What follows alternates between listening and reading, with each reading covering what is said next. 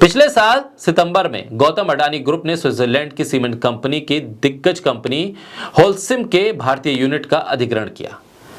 10 अरब dollar से भी ज्यादा का यह सौदा अंबुजा सीमेंट और एसीसी सीमेंट को लेकर हुआ और गौतम अडानी के पाले में इसे लाने के लिए ये तमाम सौदेबाजी हुई। इसके बाद गौतम अडानी की कंपनी देश की दूसरी सबसे बड़ी सीमेंट कंपनी बन गई थी।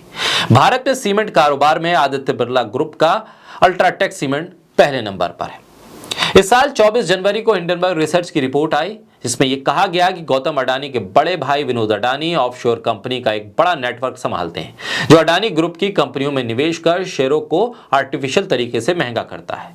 और इसके बाद एक और रिपोर्ट आई, उसने बताया कि गौतम अडानी के बड़े भाई विनोद अडानी और उनकी पत्नी रंजनबेन विनोद अडानी अंबुजा सीमेंट और एसीसी का मालिकाना हक संभालते हैं। एसीसी और अंबुजा सीमेंट का मालिकाना हक गौतम अडानी का नहीं है, बल्कि उसके एनआरआई भाई विनोद अडानी का है। ये बात अब लगभग साफ हो चुकी है। एसीसी और अंबुजा सीमेंट को विनोद अडानी ने 85,000 करोड़ में फर्जी कंपनियों के जरिए खरीदा और ये इल्जाम अपने आप में दुनिया की सबसे बड़ी मनी लॉन्ड्रिंग के तौर पर है। ऐसे में बताया यह भी गया है कि अडानी ग्रुप अंबुजा सीमेंट में से एक हिस्सा बेचेगा। अंबुजा सीमेंट में 4% से 5% हिस्सेदारी बेचने के लिए इंटरनेशनल ऋणदाताओं से औपचारिक तौर पर अनुरोध भी किया गया है। लेकिन क्या इस हिस्सेदारी को बेचकर अडानी कर्ज चुकाएंगे या फिर विनोद अडानी के हवाले ये रकम हो जाएगी?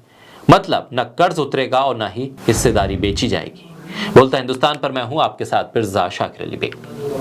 पिछले साल सितंबर में गौतम अडानी ग्रुप ने स्विट्जरलैंड की सीमेंट कंपनी की दिग्गज कंपनी होल्सिम के भारतीय यूनिट का अधिग्रहण किया।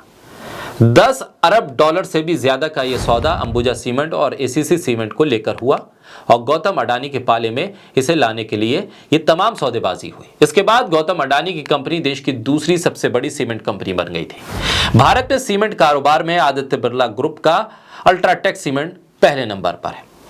इस साल 24 जनवरी को हिंडनबर्ग रिसर्च की रिपोर्ट आई, जिसमें यह कहा गया कि गौतम अडानी के बड़े भाई विनोद अडानी ऑफशोर कंपनी का एक बड़ा नेटवर्क संभालते हैं, जो अडानी ग्रुप की कंपनियों में निवेश कर शेयरों को आर्टिफिशियल तरीके से महंगा करता है।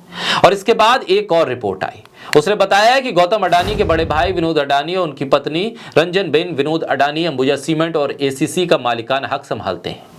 गौतम अडानी ग्रुप के पास एसीसी और अंबुजा सीमेंट इन दोनों सीमेंट कंपनियों का मालिकाना हक नहीं है। पिछले साल सितंबर में गौतम अडानी ग्रुप ने एक स्पेशल पर्पस व्हीकल बनाकर अंबुजा सीमेंट और एसीसी को खरीदने की कोशिश की थी। अडानी ग्रुप ने होल्सिम सौदा पूरा होने के बाद ये जानकारी दी थी।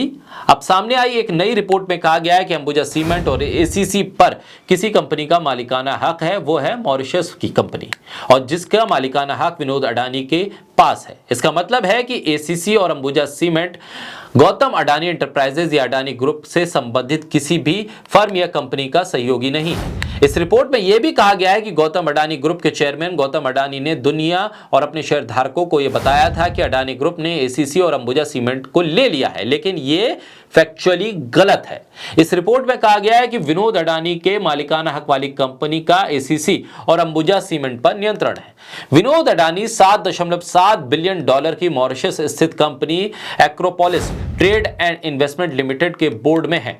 वो एंडेवर ट्रेड एंड इन्वेस्टमेंट के मालिक हैं। एंडेवर और एक्सनेट दोनों में अडानी फैमिली ऑफिसियना के सीईओ सुबीर मित्रा निदेशक हैं। दूसरी ओर मॉरिशस में कॉर्पोरेट और व्यवसाय पंजीकरण विभाग के मुताबिक एक्रोपोलिस ने मित्रा और विनोद अडानी को निदेशक बनाया है। अडानी ग्रुप हिंडनबर्ग रिसर्च के आरोपों के बाद जांच एजेंसियों के निशाने पर है।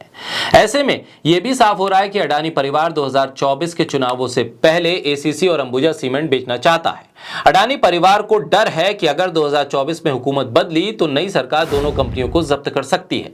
दरअसल एसीसी और अंबुजा खरीदने का मकसद भी यह था कि हिंदुस्तान के सारे सरकारी इंफ्रास्ट्रक्चर ठेकों में सीमेंट सप्लाई पर कब्जा हो जाए, लेकिन अब यह शायद मुमकिन नहीं है। अगर अडानी परिवार एसीसी और अंबुजा सीमेंट बेच भी देता है तो भारतीय बैंकों के कर्ज की शायद अदायगी नहीं करेगा, क्योंकि बेचने पर जो पैसा आएगा वो विनोद अडानी को चला जाएगा और विनोद अडानी पर भारत के बैंकों को अपनी देनदारी तय करने में सदियां लग जाएंगी। विनोद अडानी हिंदुस्तान के कानून की जद से लगभग बाहर हैं। ऐसे में सवाल यह है कि अडानी के इस पूरे खेल के पीछे क्या मकसद है और इस मकसद को हल करने के लिए किस किस का दिमाग है। अडानी के इस पूरे जाल में और क्या कुछ पेच हैं और आने वाले दिनों में और क्या कुछ खुलासे हो सकते हैं, अब सबकी नजर इसी पर है। सरकार खामोश है और विपक्ष नए नए खुलासों के साथ सरकार पर दबाव बना रहा है।